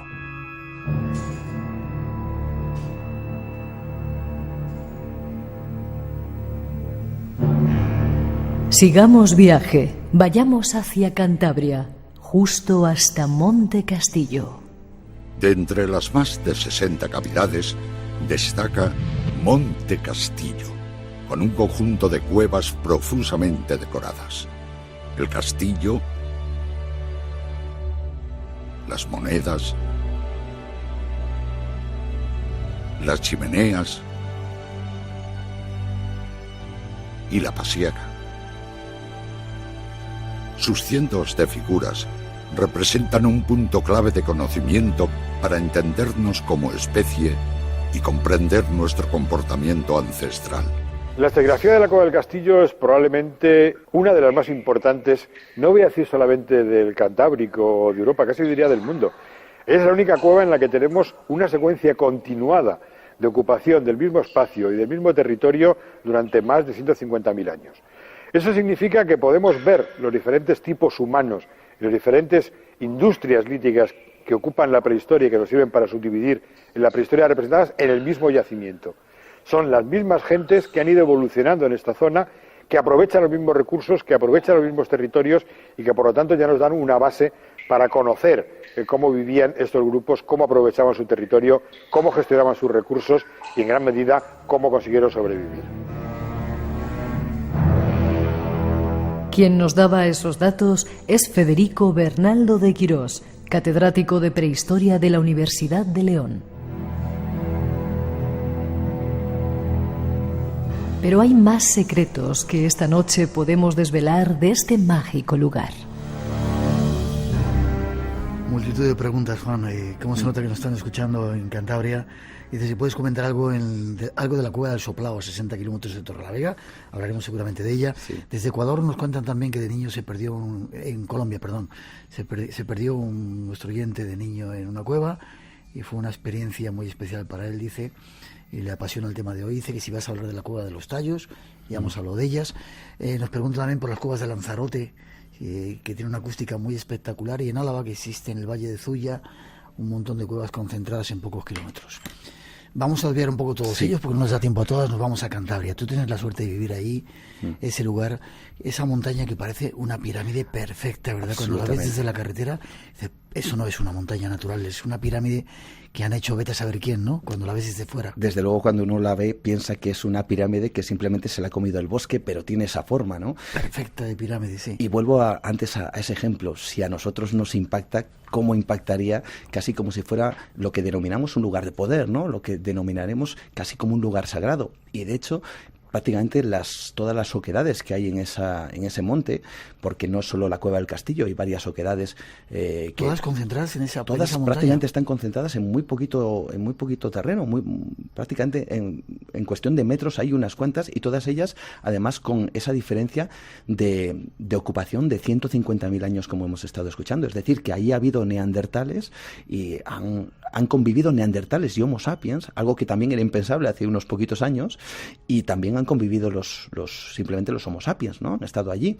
Por lo tanto, vemos que desde antiguo ese lugar ya parecía tener un atractivo poderosísimo, como digo, yo no sé si decir sagrado porque quizás suena demasiado religioso, no lo sé, pero vamos a decir que tenía algo que a los grupos humanos de aquella época les hacía estar allí y no en otros lugares. ¿Por qué y qué hay ahí? Decías que habéis estado en algunas cuevas y habéis tenido el privilegio de estar en lugares donde solamente están algunos científicos o investigadores. Así es. ¿Qué se encuentran en esas cuevas? Bueno, pues se encuentran cosas increíbles, ¿no? Hablo, por ejemplo, en ese caso es la Cueva de las Monedas, ¿no? Que tiene una parte que no es visitable y solo es recorrida si tienes un permiso o si eres científico. Yo he tenido la oportunidad de estar en zonas bastante, vamos a decir que restringidas, ¿no? Pero hablando de la Cueva del Castillo, que yo le dedico un episodio y es realmente fascinante porque podríamos tener todos aquellos elementos que están dentro de las diferentes cuevas, pero en una sola, ¿no? Además hay algo realmente interesante, porque cuando uno piensa en pinturas rupestres o en la Cueva del Castillo, uno siempre se imagina pues a los bisontes o animales en general, pero fíjate, en la Cueva del Castillo hay más pinturas que no conocemos su significado de las que realmente sabemos. Es algo realmente curioso. Es interesante. ¿Son visitables esas cuevas? El castillo es visitable, todo el mundo lo puede visitar, incluso niños, no hay ningún problema, pero claro, nos encontramos que existen más pinturas de las que no sabemos qué es lo que querían decirnos, de las que realmente por lo menos podemos identificar, porque es cierto que esto es algo muy interesante, que nuestra mente tampoco está alejada de la mente de aquellos hombres de hace 40.000 años, porque yo puedo ver un bisonte y distinguir al momento que es un bisonte. Lo mismo que veían esos hombres de hace 40.000 años. Nuestra mente sabe reconocer lo que la mente de esos hombres veía, ¿no? Lo que ocurre es que es lo que pasa con aquellas pinturas que no sabemos diferenciar, que no sabemos darle ni siquiera una forma, que no sabemos entender qué significado tenían. Claro, y aquí volvemos a lo de antes, ¿no? Si nos dicen que pintaban lo que veían, aquí viene la extrañeza. Fíjate, la Cueva del Castillo parece más bien una representación del mundo exterior, ¿no? Dibujaban, por ejemplo, bisontes y siempre se hacían pues a la altura de los ojos, tal como quizá lo veríamos en el exterior, ¿no? El problema está en todas aquellas cosas que quizá estén en los techos. Y ahí es cuando nos sorprendemos. Pinturas tectiformes, pinturas en forma de parrillas, pinturas que yo tengo un buen amigo que se llama Jesús, conocido como Neónimus, que me decía que algunas pinturas le recordaban, esto lo dice él, a un ala delta. Pinturas realmente extrañas que incluso parecen adquirir movimiento. Puntos, dedos, líneas, cosas realmente curiosas, que hay quien afirma que eso fue producto del estado alterado de conciencia, quizá de algún chamán. Lo que pasa es que yo he estado, como digo, dentro de una cueva y hay que plantearse esta situación. La gente que entraba allí lo hacía con una pequeña luz de tuétano, que no era más que la luz de un mechero, quizá de alguna de las velas que tenemos aquí. Pensemos en adentrarnos en una cueva con los recovecos, con los peligros, con esa pequeña luz y pintar algo a 300, 400 o 500 metros en su interior en plena oscuridad, en un estado alterado de conciencia. Sería realmente difícil. Lo primero pintarlo, lo segundo probablemente salir de allí. Eso si no se te apagaba la luz. Que si no, podemos comprender que la situación sería prácticamente peligrosa, ¿no? Por lo tanto, quizá volvemos a plantear que vieran algo extraño, algo que quisieron plasmar ahí y que les dejara un profundo impacto lo suficientemente amplio como para dejarlo marcado en esas piedras y en esas cavidades que a día de hoy nos sorprenden.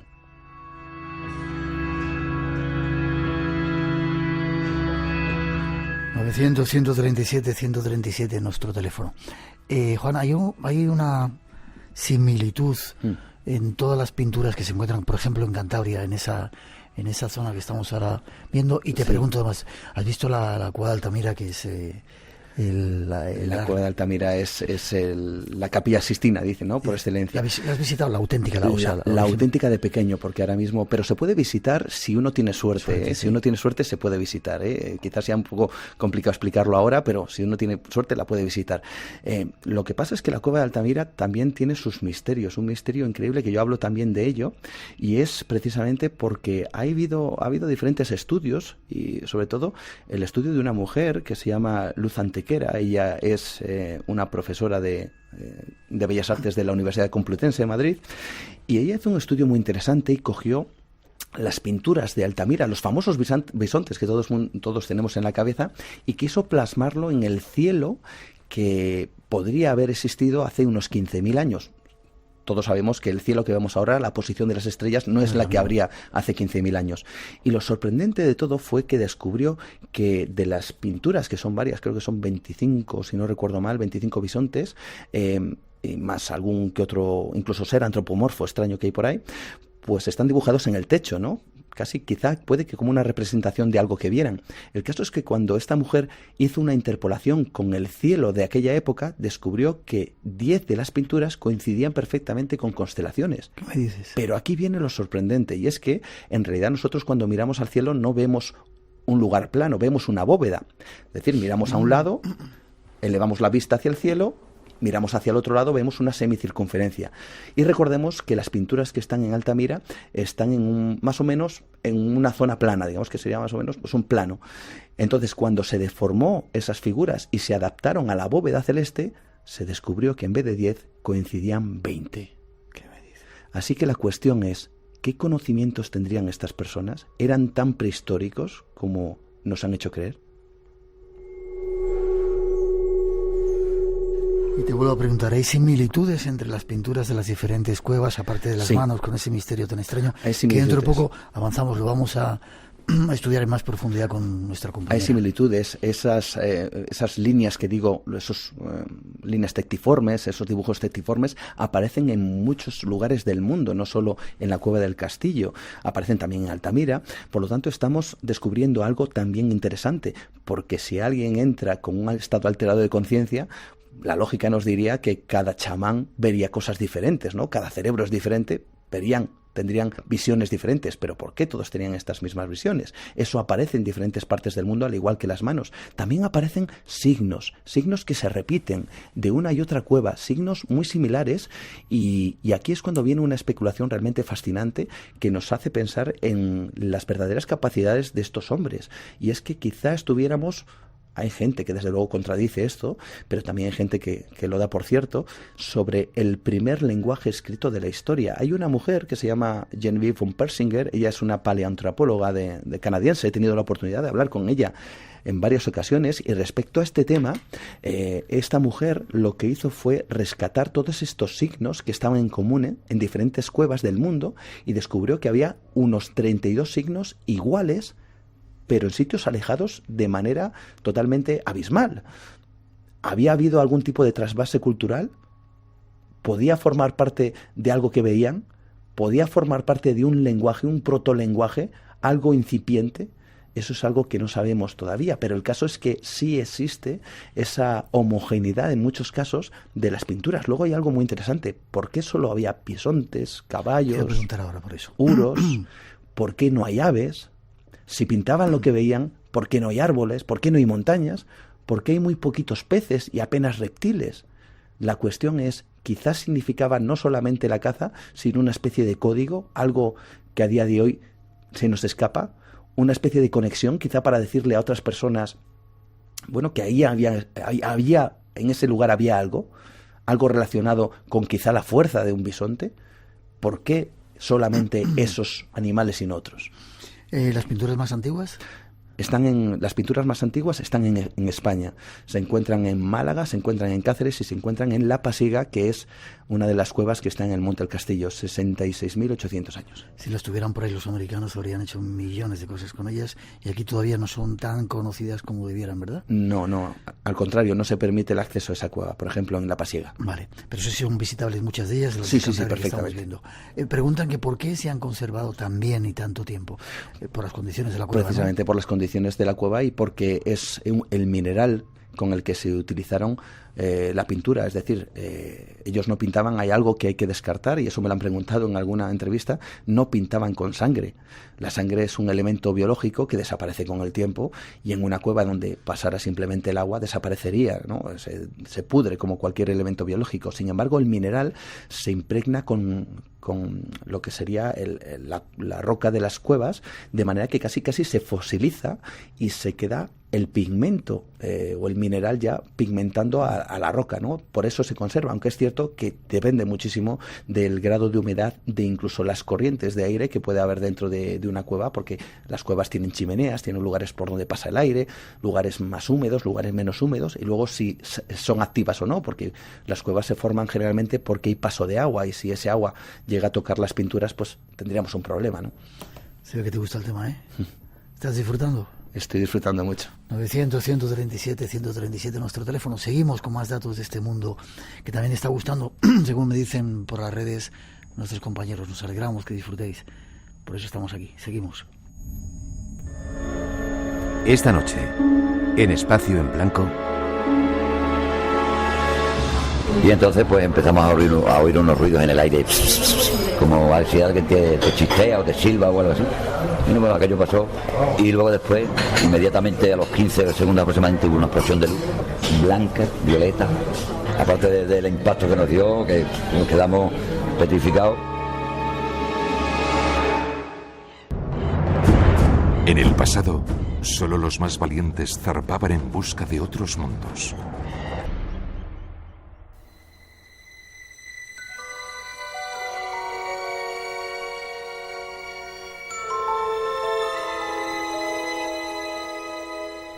Sigamos nuestro viaje, esta vez a la búsqueda de gigantes. La tumba ha sido descubierta por arqueólogos rusos al norte del Cáucaso, en un lugar que parece ser una bóveda familiar. Se encontraron los esqueletos de 2 hombres y 2 mujeres de 2.10 metros de altura, que según los exámenes correspondientes fueron enterrados hace unos 4.500 años, según publica History Channel. El descubrimiento fue realmente sorprendente, ya que los científicos se encontraban trabajando en la zona para dar un permiso para una línea eléctrica y creían que todos los entierros ya habían sido saqueados. Los investigadores se encontraron con que los huesos habían sido salpicados abundantemente de ocre, aparentemente para realizar un ritual cultural que describe que el ser humano nace en la sangre, por lo que al dejar el mundo debe ser marcado de color rojo. Restos de gigantes vivían en cuevas. ¿Existieron? Busquemos respuestas. En ese trabajo que has hecho, Juan, ahí tenemos una noticia. Hay muchas en internet en las que se ven fotografías de gigantes, gigantescos, valga la redundancia, pero bueno, son... Casi todo falso. Bueno, casi todo. Casi todo falso. Tú que has estudiado el tema, hubo gigantes que vivieron en cuevas, eran tipos con 2 metros y pico, como dice esta información aparentemente fiable. Evidentemente, pruebas exactas no tenemos, así que nos tenemos que remontar lógicamente a los mitos, ¿no? A los mitos que decían las antiguas culturas, ¿no? Lo que pasa es que aquí hay una vertiente que yo sí es cierto abordo en el libro, pero le doy una vuelta y propongo una teoría sobre el origen de esos mitos y también el origen de esos gigantes que, ojo, yo doy por ciertos.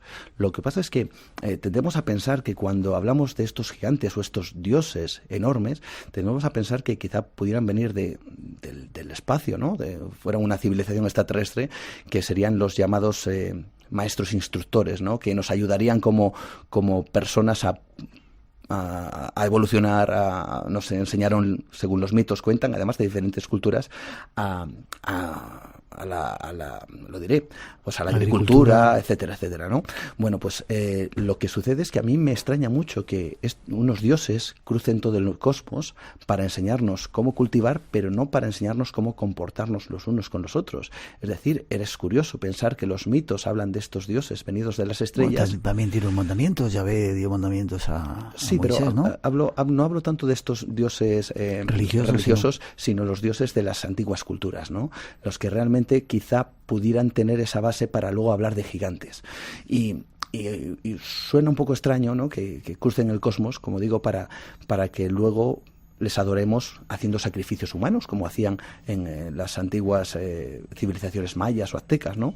Y que no tuvieran ningún tipo de pudor a la hora de que se fueran adorados bajo el yugo de la muerte y el esclavismo, como a veces pasaba, ¿no? Así que quizás estuviéramos hablando efectivamente de dioses que fueron en realidad gigantes que vinieron de una tierra perdida, una tierra que seguro que nuestros oyentes estarán ahora mismo imaginando en mitad del Atlántico. Y tenemos que pensar que quizá hubo, al igual que en Europa, al igual que en Asia, al igual que en Australia, hubo una serie de personas, de humanos, que eran llamados neandertales, que eran llamados Homo sapiens, pues también en esa posible tierra perdida, también tuvo su prehistoria y también quizá tuvo sus propios moradores, que quizá alejados del mundo exterior, pues tuvieron, vamos a decir que una genética diferente.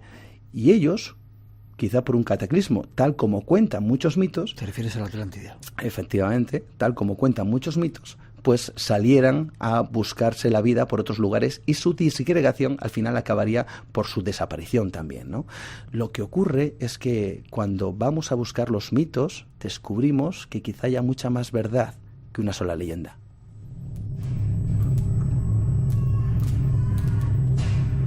Ahí están las cuevas haciendo cosas, viviendo su vida. Ese mito aparente de los gigantes está reflejado en la Biblia, está reflejado en muchas otras culturas, ¿verdad? Sí. Seres gigantescos que aparentemente habitaron antes del diluvio. antes del diluvio. Incluso se habla de tiempos ancestrales. Fíjate, cuando, por ejemplo, llegaron los primeros europeos a América, y hablo de América en general, es decir, Norteamérica y Sudamérica, pues allí ya hablan, por ejemplo, los indios choctaws, hablan de una tribu, una serie de gigantes de enorme talla, que cuando hablamos de gigantes podríamos estar hablando efectivamente de personas de más de 2 metros, poco más, que desde luego serían gigantes para la época, que les llamaban los nahulos y que lucharon contra ellos. Si nos vamos, por ejemplo, a la cultura de los navajos, también nos encontramos con los que son llamados los Starnake, que eran el nombre que tenían los gigantes, pero ya ancestrales de su cultura. Si nos vamos, por ejemplo, a la cultura de los paiutes, estaríamos hablando de los Sitekaj, los comedores de Tule, que ellos serían también unos gigantes, además gigantes caníbales, que vivirían en cuevas y que tendrían además verdaderos conflictos bélicos con los paiutes. Y esto aparece reflejado en las obras, por ejemplo, de una mujer que en el siglo XIX publicó, ella era paiute, se llamaba Sarah Winnemucca, y publica estos mitos, pero casi como si fueran verdades.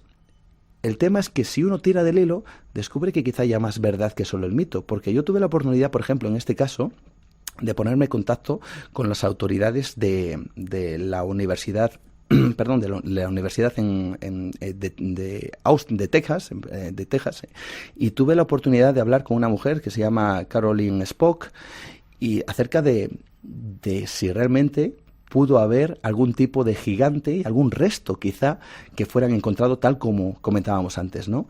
Y ella, lo sorprendente de todo es que me dijo que tenía documentos sobre una cueva, la cueva de Lovelock, en donde supuestamente se habían encontrado unos restos en el año 1940, que por cierto se había publicado esos restos en un periódico de la época llamado el San Antonio Express. Yo pongo la foto de ese momento, incluso pongo la fotografía de ese cráneo desmesuradamente grande, y ella me comentó que efectivamente en el apartado donde ella sí trabajaba y donde estaba guardando los archivos, sí había información y documentos respecto a que había estado en sus archivos o en sus depósitos un cráneo de gigantesco tamaño, pero que había desaparecido. Claro, cuando uno va a buscar esas fotografías en Internet sabe que son la mayoría montajes, pero cuando uno llama a la universidad en Texas y la señora que está en ese momento controlando exactamente el archivo de este tipo de cuestiones te dice que efectivamente ahí hubo algo gigante, el mito se pasa a convertir en una realidad. Me ha recordado cuando decías lo del Tassili, algunos de los tuareg que viven alrededor decían que muy cerca donde están esas pinturas se habían encontrado cementerios con huesos gigantescos de esos seres que había. Bueno, ya sabes que Tassili está en el llamado el Valle de los Gigantes, ¿no? Lo sabía.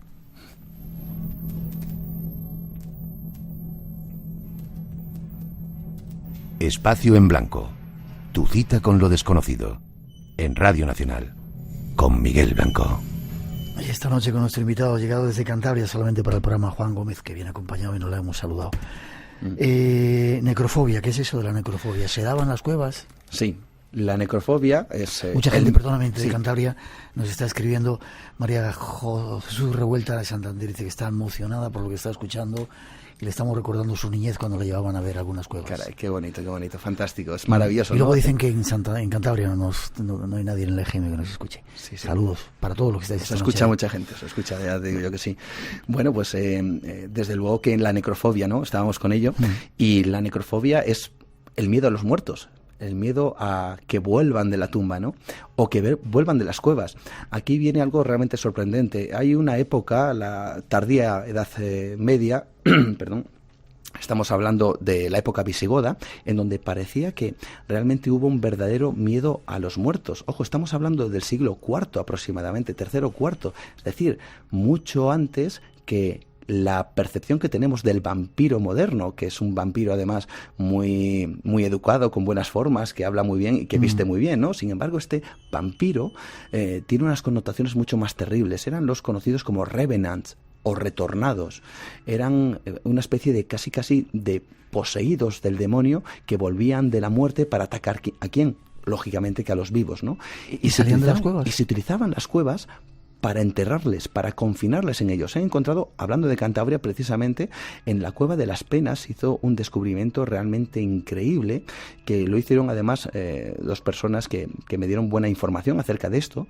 Se descubrieron aproximadamente unos 35 cadáveres entre mujeres, hombres y niños, ya esqueletos de esa época, a los cuales se les había creado un ritual de lo que se denominaba un ritual de necrofobia, es decir, aquellos que o bien dejaron allí los cadáveres o bien les asesinaron en esa cueva, hicieron un ritual para que esa cantidad de gente jamás volviera de allí, para que esa gente no saliera de ese lugar. Había verdadero pánico a aquellas personas y fueron enterrados en cueva. Pero lo mismo ocurre en la cueva de la Garma, que también, por cierto, está en Cantabria, y que se encontró, fíjate bien, para bajar a la cueva de la Garma hay que bajar varias simas, algunas bastante pronunciadas de hasta 15 metros, y allí se encontraron los restos de 3 personas, algunos de ellos con los cráneos machacados literalmente, después de varios meses de la muerte. Es decir, alguien había bajado allí, había matado a 3 personas y luego había vuelto para acabar con los restos. Realmente creían, o daba la sensación, que más que un lugar para esconder un cadáver o un asesinato,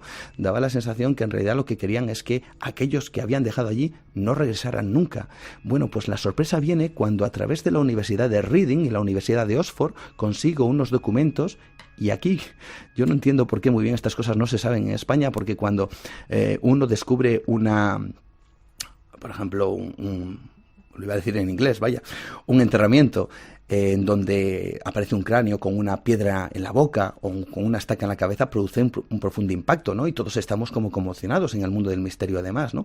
Pero, ¿qué es lo que ocurre cuando estos documentos nos revelan que España era un auténtico centro de arriba abajo, de norte a sur, donde existen gran cantidad de enterramientos necrofóbicos? ¿Qué me dices? Absolutamente. Tengo, de hecho, reflejo solo algunas pequeñas fotografías de enterramientos donde a la gente se le clavaba directamente al suelo, se le clavaba con clavos en nuestro país. Valencia, Guadalajara, Sevilla, Cádiz, Cantabria, Barcelona, Madrid, infinidad de enterramientos donde había verdadero miedo a los muertos. Quizá tengamos que hablar en otro momento de ello. Cuevas como lugares, puertas a otros mundos. Déjame, de vez en cuando cogemos pequeños fragmentos antes de despedirse. Ahora te quedas un ratito más, ¿vale? Sí. Tenemos que buscar tesoros en cuevas. Escuchamos este fragmento. ¡Eco! ¿Hola? ¿Hola? ¿Sois vos?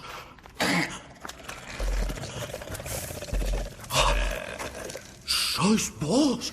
¿Habéis regresado? No os asustéis, os lo ruego. Mirad.